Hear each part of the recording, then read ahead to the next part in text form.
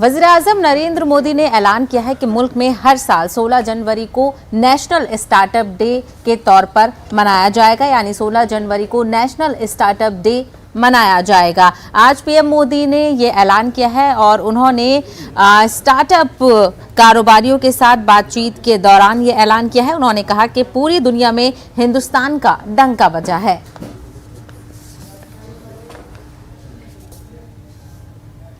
आजादी के 75वें वर्ष में स्टार्टअप इंडिया इनोवेशन वीक का ये आयोजन और भी महत्वपूर्ण है।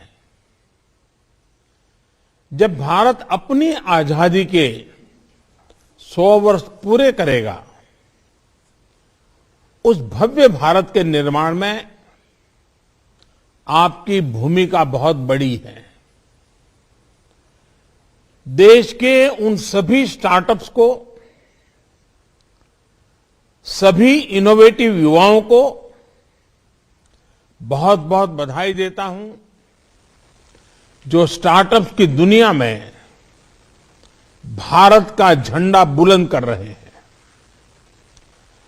स्टार्टअप्स का ये कल्चर देश के दूर दराज तक पहुंचे, इसके लिए 16 जनवरी को अब नेशनल स्टार्टअप डे के रूप में मनाने का फैसला भी किया गया है। साथियों, स्टार्टअप इंडिया इनोवेशन वीक